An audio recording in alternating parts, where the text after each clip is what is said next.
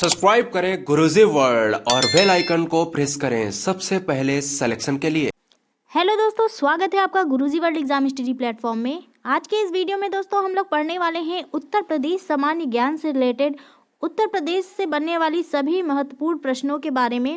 तो दोस्तों, अगर आप किसी भी उत्तर प्रदेश से रिलेटेड एग्ज़ाम की तैयारी कर रहे हैं तो ये वीडियो आपके लिए काफ़ी इंपॉर्टेंट होने वाला है, क्योंकि इसमें आपका शुरू से लेकर आखिरी तक सभी महत्वपूर्ण क्वेश्चन शामिल किए गए हैं। सो इस वीडियो को लास्ट तक देखिए, पसंद आता है तो लाइक और शेयर ज़रूर करिए। पहला प्रश्न लेते हैं दोस्तों। पहला प्रश्न है आपकी स्क्रीन पर, उत्तर प्रदेश का पुनर्गठन कब हुआ? तो उत्तर प्रदेश का पुनर्गठन कब हुआ था? 1956 में, 1958 में, 1950 में या फिर 1935 में?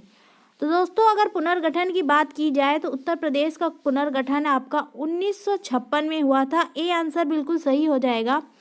1 नवंबर 1956 में आपका उत्तर प्रदेश का पुनर्गठन किया गया था। यहाँ पे ए आंसर बिल्कुल सही होगा आपका। अगला प्रश्न देखिए दोस्तों, आपकी स्क्रीन पर है। ये भी काफ़ी महत्वपूर्ण प्रश्न है। उत्तर प्रदेश का स्थापना दिवस कब मनाया जाता है? 1 नवंबर, 24 जनवरी, 12 जनवरी या फिर 21 दिसंबर? यहाँ पर सही आंसर की बात करेंगे दोस्तों तो 24 जनवरी 1950 से उत्तर प्रदेश का स्थापना दिवस मनाया जाता है। तो यहाँ पे सही आंसर बी हो जाएगा। बी आंसर आपका यहाँ पे सही होगा। अगला प्रश्न देखिए दोस्तों, उत्तर प्रदेश का पुराना नाम क्या था? उत्तर प्रदेश को पहले क्या कहकर बुलाते थे? संयुक्त प्रांत, उत्तर प्रांत, प्रांत प्रदेश या फिर इनमें से कोई नहीं? यहाँ पर दोस्तों सही आंसर हो जाएगा संयुक्त प्रांत। उत्तर प्रदेश को पहले संयुक्त प्रांत कहकर बुलाते थे। ये आंसर यहाँ पे आपका सही होगा। नेक्स्ट देखिए दोस्तों, अगला प्रश्न है आपकी स्क्रीन पर, तेल शोधन कारखाना किस जिले में है? यहाँ पे पूछा जा रहा है आपसे, उत्तर प्रदेश में तेल शोधन कारखाना किस जिले में स्थित है? मुरादाबाद, मिर्ज़ापुर, मथुरा या फिर कानपुर? तो दोस्तों, तेल शोधन कारखाने की बात करें तो उत्तर प्रदेश के मथुरा जिले में ये स्थित है। सी आंसर आपका यहाँ पे सही हो जाएगा। नेक्स्ट देखिए दोस्तों, अगला प्रश्न है आपकी स्क्रीन पर। यह भी काफ़ी महत्वपूर्ण प्रश्न है। उत्तर प्रदेश से उत्तराखंड कब अलग किया गया था? यानी उत्तराखंड को नया राज्य का दर्जा कब दिया गया था? 2005, 2010, 2014 या फिर 2000? सही आंसर की बात करें तो दोस्तों 9 नवंबर सन 2000 में उत्तर प्रदेश से उत्तराखंड को अलग किया गया था। उत्तराखंड की स्थापना की गई थी 2000 में। तो अगर प्रश्न में आपसे पूछता है उत्तराखंड की स्थापना कब की गई तो आप 2000 आंसर कर सकते हैं। यहाँ पर दोस्तों उत्तर प्रदेश से 13 राज्यों को अलग करके उत्तराखंड एक नए राज्य की स्थापना आपकी सन 2000 में की गई थी। सही आंसर डी होगा आपका। अगला प्रश्न देखिए दोस्तों, ये भी काफी महत्वपूर्ण प्रश्न है, कई बार एग्जाम में आया भी हुआ है। उत्तर प्रदेश का सबसे पूर्वी जिला कौन सा है? तो सबसे पूर्वी जिला आपसे पूछा जा रहा है यहाँ पे, बलिया, देवरिया, मऊ या फिर गाजीपुर? यहाँ पर सही आंसर की बात करें तो बलिया सबसे पूर्वी जिला है दोस्तों। और दूसरी भी बात कर लेते हैं, पूर्वी जिला में आपका बलिया सबसे पूर्वी जिला हो जाएगा। पश्चिमी जिले की बात करें दोस्तों तो शामली नाम का जिला जो है ये आपका सबसे पश्चिमी जिला है। उत्तरी जिले की बात करें तो आपका सहारनपुर जिला सबसे उत्तरी जिला है। इसको नोट कर सकते हैं दोस्तों, ये मैं आपको पूरी डिटेल बताए दे रही हूँ। और दक्षिणी जिला आपका सोनभद्र, सोनभद्र जिला जो है ये आपका सबसे दक्षिणी जिला है। इसको आप लोग दोस्तों नोट कर सकते हैं। पूर्वी बलिया, पश्चिमी शामली, उत्तरी सहारनपुर और दक्षिणी आपका सोनभद्र जिला है। यहाँ पर सही आंसर ए हो जाएगा। अगला प्रश्न देखिए दोस्तों, आपकी स्क्रीन पर है, उत्तर प्रदेश में सर्वाधिक क्षेत्रफल वाला जिला कौन सा है? लखीमपुर खीरी, इलाहाबाद, लखनऊ या फिर सीतापुर? सही आंसर की बात करें तो दोस्तों लखीमपुर खीरी जो है ये आपका सबसे अधिक क्षेत्रफल वाला जिला है। ये आंसर बिल्कुल सही हो जाएगा आपका यहाँ पे। नेक्स्ट है दोस्तों, यहाँ पे पूछा जा रहा है, उत्तर प्रदेश का न्यूनतम क्षेत्रफल वाला जिला कौन सा है? यहाँ पे न्यूनतम पूछा गया है। गौतम बुद्ध नगर, संत रविदास नगर, बलिया या फिर श्रावस्ती? यहाँ पर दोस्तों सही आंसर बी हो जाएगा। संत रविदास नगर जो है ये आपका न्यूनतम क्षेत्रफल वाला जिला है। बी आंसर आपका सही होगा। अगले प्रश्न की ओर बढ़ते हैं दोस्तों, ये भी काफी महत्वपूर्ण प्रश्न है, कई बार एग्जामों में पूछा गया है। उत्तर प्रदेश में लोकसभा की सीटें कितनी हैं? तो बताइए दोस्तों, लोकसभा की कितनी सीटें हैं उत्तर प्रदेश में? 80, 85, 90 या फिर 100? तो लोकसभा की सीटों की बात करें तो दोस्तों 80 सीटें हैं लोकसभा की। ए आंसर बिल्कुल सही हो जाएगा आपका यहाँ पे। अगले प्रश्न की ओर बढ़ते हैं। यहाँ पे पूछा जा रहा है आपसे, उत्तर प्रदेश में राज्यसभा की कितनी सीटें हैं? तो राज्यसभा की सीटों की बात करें तो दोस्तों आपका 31 सीटें राज्यसभा की हैं। ए आंसर बिल्कुल सही होगा। 80 सीटें लोकसभा की और 31 सीटें आपकी राज्यसभा की। इसके साथ साथ दोस्तों अगर आपसे पूछता है विधानसभा की कितनी सीटें हैं तो ये भी नोट कर लीजिए आप लोग। विधानसभा की आपकी कुल 404 सीटें हैं। इसी के साथ विधान परिषद की भी आप लोग नोट कर लीजिए। विधान परिषद की आपकी 100 सीटें हैं। 100 सीटें हैं, इसको नोट कर सकते हैं दोस्तों आप लोग। विधानसभा की 404 सीटें हैं और विधान परिषद की आपकी 100 सीटें हैं। तो ये भी डिटेल आप लोग नोट कर सकते हैं। अगला प्रश्न देखिए दोस्तों है, उत्तर प्रदेश का सर्वाधिक जनसंख्या वाला जिला कौन सा है? लखनऊ, कानपुर, इलाहाबाद या फिर मिर्ज़ापुर? तो सर्वाधिक जनसंख्या वाले जिले की बात की जाए तो दोस्तों इलाहाबाद, यानी कि इसका नया नाम प्रयागराज भी कहते हैं इसको, ये आपका सर्वाधिक जनसंख्या वाला जिला है। नेक्स्ट है दोस्तों देखिए अगला प्रश्न, उत्तर प्रदेश का न्यूनतम जनसंख्या वाला जिला कौन सा है? भदोही, महोबा, श्रावस्ती या फिर संत कबीर नगर? तो न्यूनतम जनसंख्या वाला जिला कौन सा यहाँ पे पूछा जा रहा है? तो महोबा जिला जो है, यहाँ की जनसंख्या सबसे कम है। न्यूनतम जनसंख्या वाला जिला आपका महोबा है। बी आंसर यहाँ पे आपका सही हो जाएगा।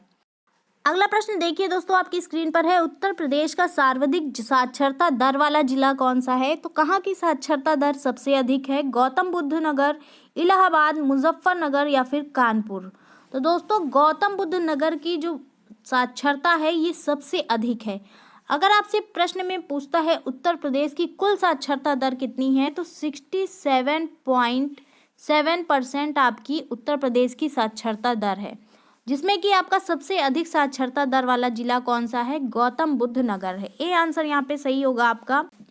अगला प्रश्न देखिए दोस्तों है आपकी स्क्रीन पर, उत्तर प्रदेश का न्यूनतम साक्षरता दर वाला जिला कौन सा है? तो न्यूनतम साक्षरता दर कहाँ की है? महोबा की, भदोही की, श्रावस्ती की या फिर कन्नौज की? यहाँ पर दोस्तों सही आंसर सी हो जाएगा। श्रावस्ती जिला जो है इसकी जो साक्षरता दर है ये सबसे कम है उत्तर प्रदेश में। सी आंसर आपका यहाँ पे सही हो जाएगा। अगला प्रश्न देखिए दोस्तों आपकी स्क्रीन पर है, उत्तर प्रदेश का लिंगानुपात कितना है? ये भी काफी महत्वपूर्ण प्रश्न है दोस्तों। ऑप्शन में है 910, 912, 920 या 925। लिंगानुपात का मतलब होता है दोस्तों प्रति 1000 पुरुष पर कुल कितनी महिलाएं हैं, इसी को लिंगानुपात कहते हैं। तो उत्तर प्रदेश के लिंगानुपात की बात करें तो 912 यहाँ पर सही आंसर हो जाएगा। बी आंसर आपका बिल्कुल सही है। और अगर प्रश्न में पूछता है सबसे अधिक लिंगानुपात वाला जिला कौन सा है उत्तर प्रदेश में, तो दोस्तों याद रखिएगा जौनपुर जिला जो है ये सबसे अधिक लिंगानुपात वाला जिला है। इसको नोट कर लीजिए आप लोग। अगले प्रश्न की ओर बढ़ते हैं, उत्तर प्रदेश के प्रथम राज्यपाल कौन थे? राज्यपाल की बात की गई है श्रीमती सरोजिनी नायडू, गोविंद बल्लभ पंत, सुचेता कृपलानी या फिर इनमें से कोई नहीं? तो प्रथम राज्यपाल की बात करें तो दोस्तों श्रीमती सरोजिनी नायडू जो थी ये आपकी प्रथम राज्यपाल थी। ए आंसर बिल्कुल सही होगा आपका यहाँ पे। दोस्तों अगला प्रश्न है आपकी स्क्रीन पर, उत्तर प्रदेश का राजकीय वृक्ष कौन सा है? बरगद, अशोक, आम या फिर नीम? तो राजकीय वृक्ष की बात करें तो अशोक जो है ये उत्तर प्रदेश का राजकीय वृक्ष है। बी आंसर बिल्कुल सही हो जाएगा आपका यहाँ पे। दोस्तों यहाँ पर एक एक प्रश्न बहुत महत्वपूर्ण है। सारे प्रश्न आपके एग्जाम पॉइंट ऑफ व्यू से लाए जा रहे हैं। तो अगर आपने अभी भी हमारा चैनल सब्सक्राइब नहीं किया है तो अभी जाकर कर लें, ताकि आपको इस तरह के नोटिफिकेशन मिलते रहे। अगला प्रश्न देखिए आपकी स्क्रीन पर है, उत्तर प्रदेश का राजकीय पुष्प कौन सा है? राजकीय पुष्प की बात की गई है कमल, गुलाब, गेंदा या फिर पलाश? सही आंसर दोस्तों पलाश हो जाएगा, जिसको कि टेशु नाम से भी जाना जाता है। पलाश या फिर टिशू भी लिखा मिल जाएगा दोस्तों आपको कहीं कहीं पर। तो डी आंसर आपका यहाँ पे सही होगा। अगले प्रश्न की ओर बढ़ते हैं। अगला प्रश्न देखिए आपकी स्क्रीन पर है, उत्तर प्रदेश का राजकीय पक्षी कौन सा है? देखिए दोस्तों राजकीय पक्षी पूछा गया है। अभी पिछले ही एग्जाम में अगर यूपी टेट का एग्जाम दिया होगा आपने तो ये प्रश्न आपके एग्जाम में आ भी चुका है। काफी महत्वपूर्ण है, सारस, मोर, कोयल या फिर गौरैया? तो दोस्तों राजकीय पक्षी आपका सारस है, जिसको कि कभी कभी क्रॉच भी लिखा हुआ मिल जाता है आपको, क्रॉच भी इसको कहते हैं। तो आपका सारस आंसर बिल्कुल सही होगा। अगला प्रश्न देखिए, उत्तर प्रदेश का राजकीय पशु कौन सा है? पशु की बात की गई है बाघ, शेर, बारहसिंगा या फिर गाय? पशु आपका दोस्तों बारहसिंगा जो है ये आपका राजकीय पशु है उत्तर प्रदेश का। सी आंसर बिल्कुल सही होगा आपका यहाँ पे। नेक्स्ट देखिए दोस्तों, अगला प्रश्न है उत्तर प्रदेश की प्रमुख बोलियां कौन कौन सी हैं। मतलब उत्तर प्रदेश में कौन कौन सी बोलियां बोली जाती हैं, ब्रज, भोजपुरी, बुंदेली या इनमें से सभी। तो दोस्तों आपको बता दें, उत्तर प्रदेश में ब्रज, भोजपुरी, बुंदेली, इसी के साथ साथ अवधी, खड़ी बोली, ये सभी भाषाएं बोली जाती हैं। तो इनमें से सभी, ये आंसर आपका सही हो जाएगा, डी आंसर आपका यहाँ पे सही है। नेक्स्ट देखिए, अगला प्रश्न है दोस्तों, उत्तर प्रदेश में स्थित अयोध्या नगर ये किस नदी के किनारे बसा है। तो अयोध्या नगर कहाँ बसा है, किस नदी के किनारे बसा है, सरयू, गोमती, गंगा या फिर यमुना। तो दोस्तों अयोध्या नगर की बात करें तो रामनगरी के नाम से इसको जाना जाता है, और यह नगर जो है ये सरयू नदी के किनारे बसा हुआ है। ये आंसर आपका यहाँ पे बिल्कुल सही होगा। अगर गोमती नदी की बात करें तो गोमती नदी के किनारे आपका लखनऊ शहर बसा हुआ। तो दोस्तों लखनऊ नगर जो है ये आपका गोमती नदी के किनारे बसा हुआ है। और अगर गंगा नदी के किनारे बात की जाए तो इलाहाबाद नगर जो है यानी कि प्रयागराज, ये आपका गंगा नदी के किनारे बसा हुआ है। तो यहाँ पर सारे आंसर मैंने आपके क्लियर करा दिए। अयोध्या नगर आपका सरयू नदी के किनारे बसा है। अगला प्रश्न देखिए दोस्तों, आपकी स्क्रीन पर है, उत्तर प्रदेश में काबर तथा माड़ किस प्रकार की मृदाओं का स्थानीय नाम है। मतलब किस प्रकार की मृदा को काबर या फिर माड़ के नाम से भी जाना जाता है, काली मृदा, लाल मृदा, जलोढ़ मृदा या फिर इनमें से कोई नहीं। यहाँ पर दोस्तों सही आंसर हो जाएगा काली मृदा जो है, इसको काबर या फिर माड़ के नाम से भी जाना जाता है। साथ ही साथ काली मृदा को हम लोग कपासी मृदा भी कहते हैं, और रेगुड़ मृदा भी इसी मृदा को कहा जाता है। इनका निर्माण जो है आपका आग्नेय चट्टानों से होता है। तो ये आंसर आपका यहाँ पे सही होगा। अगला प्रश्न देखिए दोस्तों, ये भी काफी महत्वपूर्ण प्रश्न है, उत्तर प्रदेश का सर्वाधिक विस्तृत पक्षी विहार का क्या नाम है। मतलब सर्वाधिक विस्तृत पक्षी विहार कौन सा है उत्तर प्रदेश का, लाग बहाशी पक्षी विहार, चंद्रप्रभा वन्यजीव विहार, दुधवा नेशनल पार्क या फिर नवाबगंज पक्षी विहार। सही आंसर दोस्तों यहाँ पर आपका ए हो जाएगा, लाग बहाशी पक्षी विहार जो है, जो कि आपका कन्नौज में है, यूपी में, ये आपका सर्वाधिक विस्तृत पक्षी विहार है। ए आंसर आपका सही होगा यहाँ पे। नेक्स्ट है दोस्तों, उत्तर प्रदेश में सर्वप्रथम किस वन्य जीव विहार की स्थापना की गई थी।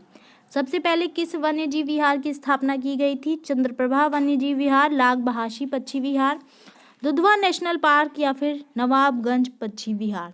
तो दोस्तों सबसे पहले जो है आपका चंद्रप्रभा वन्यजीव विहार जो कि चंदौली में है, इसका सबसे पहले स्थापना की गई थी। ये आंसर आपका यहाँ पे सही होगा।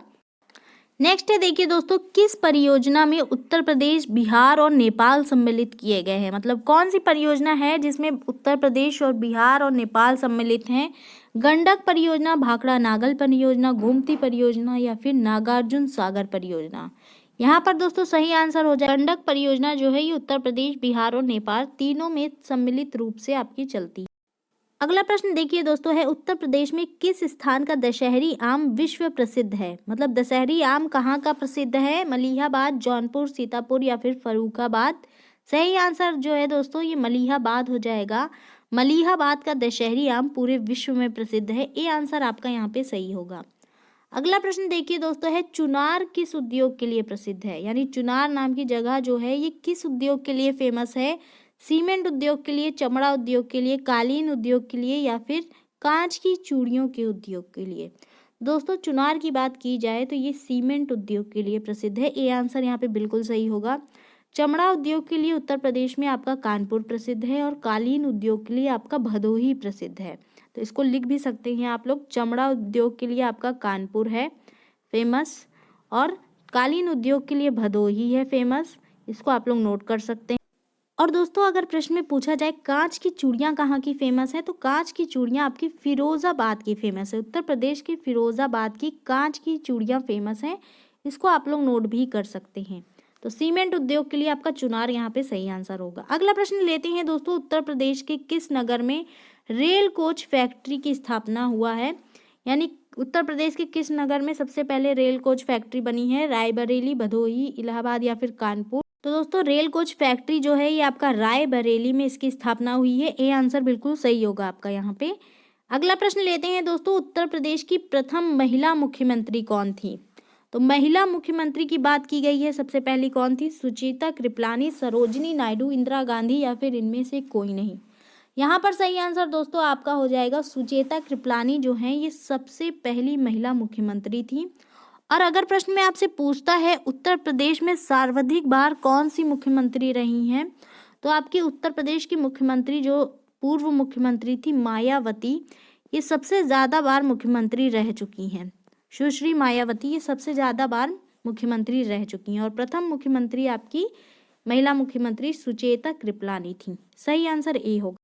अगला प्रश्न देखिए दोस्तों है चौधरी चरण सिंह स्टेडियम उत्तर प्रदेश में कहाँ पर है, किस जिले में है। ये भी काफ़ी महत्वपूर्ण प्रश्न है। तो चौधरी चरण सिंह स्टेडियम जो है ये मुजफ्फरनगर, नोएडा, कानपुर या लखनऊ कहाँ पर है। तो ये स्टेडियम जो है दोस्तों ये मुजफ्फरनगर में है। ए आंसर बिल्कुल सही होगा आपका यहाँ। अगला प्रश्न देखिए दोस्तों है उत्तर प्रदेश की सर्वाधिक महत्वपूर्ण नगदी फसल कौन सी है। नगदी फसल यानी कि सबसे ज्यादा उत्पादन उत्तर प्रदेश में किस फसल का होता है। गन्ना, गेहूं, चावल या फिर चाय। तो दोस्तों आपको बता दें कि गन्ना जो है ये सबसे नगदी फसल है उत्तर प्रदेश की। गन्ना उत्पादन या फिर चीनी उत्पादन में उत्तर प्रदेश आपका सबसे नंबर 1 पर है भारत में। तो ए आंसर आपका यहाँ पे सही हो जाए। अगला प्रश्न देखिए दोस्तों है लाल मृदा उत्तर प्रदेश के किन जनपदों में मुख्य रूप से पाई जाती है। तो लाल मृदा कहाँ पर पाई जाती है। मिर्जापुर, सोनभद्र, गोरखपुर, बलिया, गोंडा, श्रावस्ती या फिर मेरठ, मुजफ्फरनगर। तो दोस्तों यहाँ पर सही आंसर ए हो जाएगा। मिर्जापुर और सोनभद्र जिले में आपका लाल मृदा यानी कि लाल मिट्टी पाई जाती है। अगला प्रश्न लेते हैं दोस्तों। अगला प्रश्न है उत्तर प्रदेश का कौन सा जनपद सर्वाधिक वनाच्छादित है। वनाच्छादित मतलब दोस्तों सबसे ज्यादा वन कहाँ पाए जाते हैं उत्तर प्रदेश में। सोनभद्र, मेरठ, कन्नौज या फिर ललितपुर। तो दोस्तों यहाँ पर सही आंसर ए हो जाएगा। सोनभद्र में आपका सबसे ज्यादा वन पाए जाते हैं।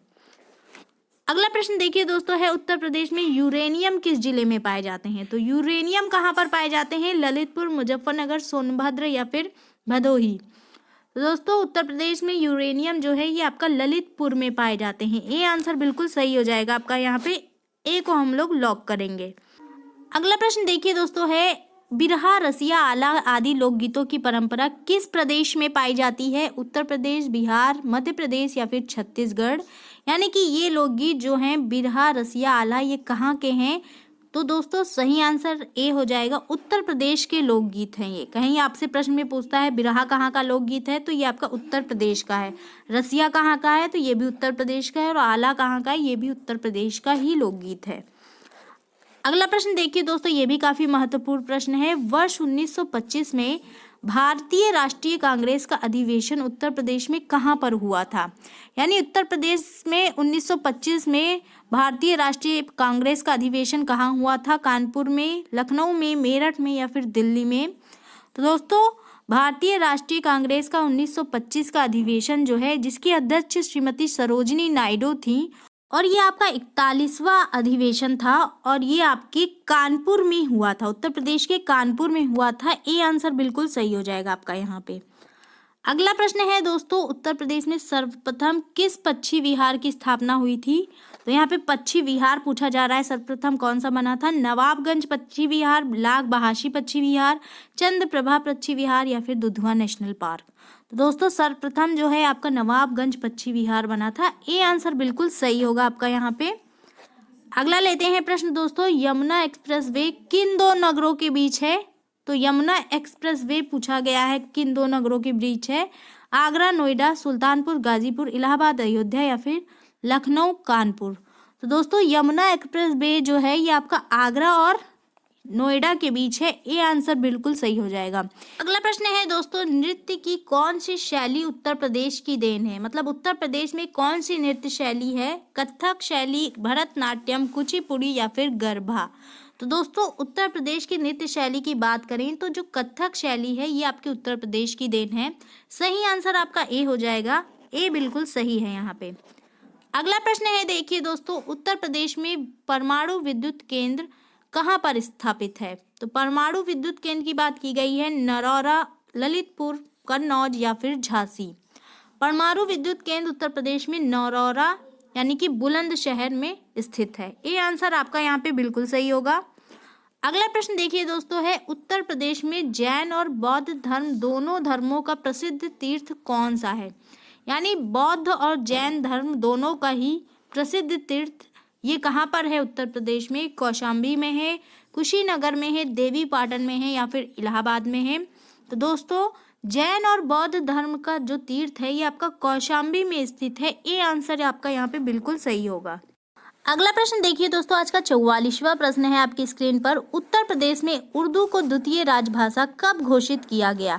ये भी काफी महत्वपूर्ण प्रश्न है दोस्तों।